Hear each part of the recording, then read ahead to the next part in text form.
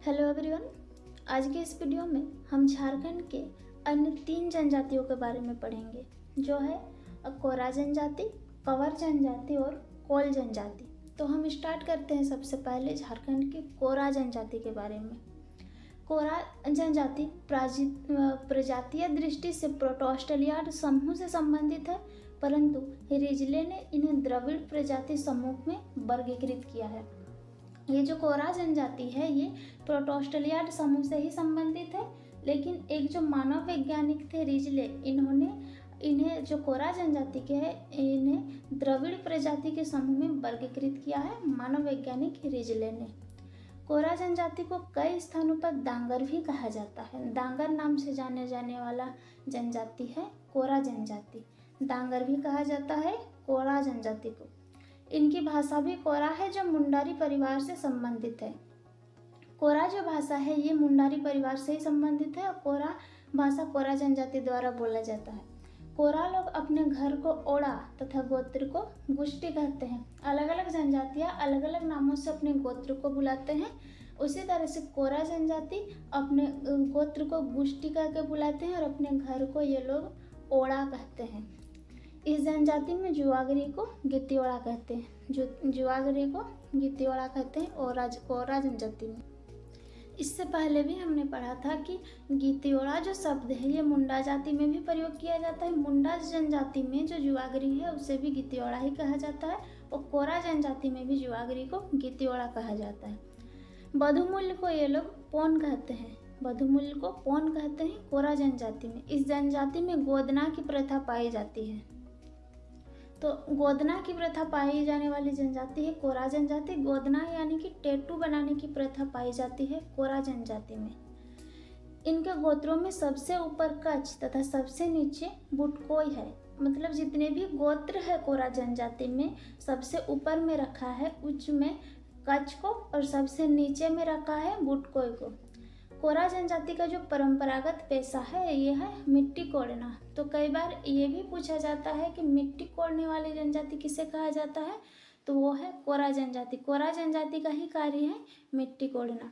इनके पुजारी को बैगा कहा जाता है। कोरा जनजाति के पुजारी को बैगा कहा जाता है।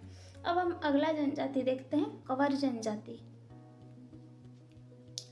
कंवर जनजाति जो है ये झारखंड की 31वीं जनजाति है। यह जनजाति कौरवों के वंशज माने जाते हैं। जो हमने महाभारत में सुना है कि कौरव और पांडव, तो कौरवों के वंशज माने जाने वाली जनजाति है कंवर जनजाति और इनकी भाषा है कवराती या सादरी। कवराती या सादरी कंवर जनजाति की भाषा है और ये जनजाति झारखंड की 31वीं जनजाति है और जिन्हें कौरवों के वंशज माने जाते हैं।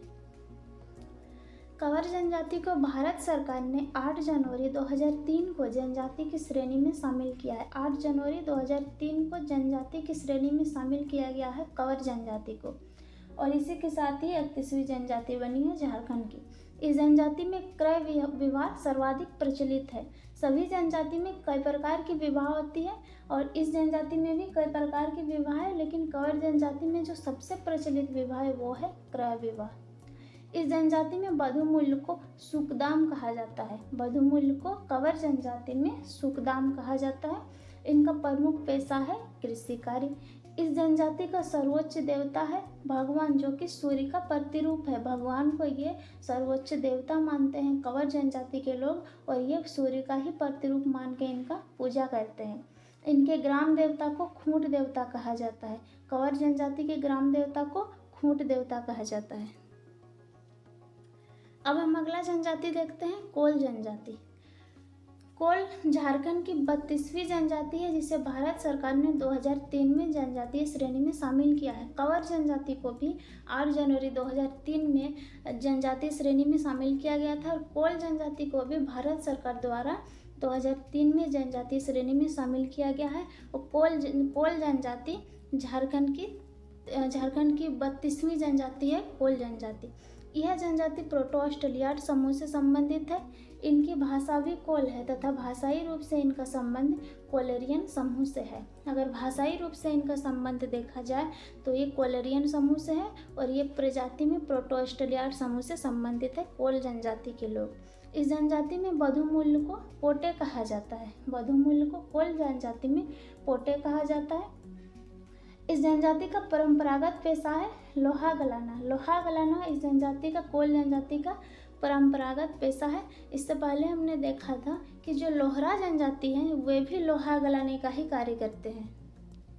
फ्रेंड्स, और 2-3 ऐसे जनजातियां हैं जो लोहा गलाने का कार्य करते हैं, जैसे कि कोल जनजाति, और अभी हमने कहा कि लोहरा जनजाति है, ये लोहा गलाने का कार्य करते हैं।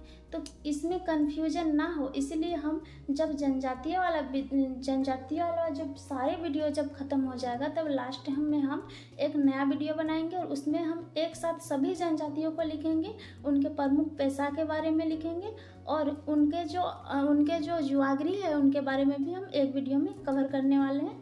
तो अभी हम देखते हैं एक एक करके सारे वीडियो को। तो अभी कोल जनजाति में परंपरागत पेशा है लोहा गलाना।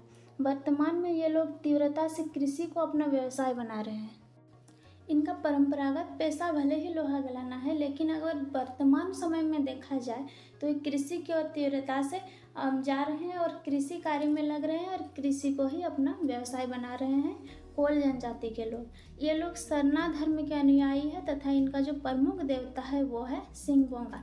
जैसे कि यहाँ पर सिंहबोंगा है, हमने अभी तक जितने भी जनजातियों में पढ़ा, बहुत सारे ऐसे जनजाति हैं जिनके जो प्रमुख देवता है वो सिंहबोंगा है। तो इसमें कन्फ्यूजन ना हो, इसीलिए हम लास्ट में एक ऐसा वीडियो बनाएंगे जिसमें सभी को एक साथ लिखेंगे। जितने भी सिंहबोंगा प्रमुख देवता है, जितने भी जनजाति का, उन्हें हम एक साथ लिखने वाले हैं। तो ये लोग सरना धर्म के अनुयायी हैं तथा इनका प्रमुख देवता है सिंहबोंगा।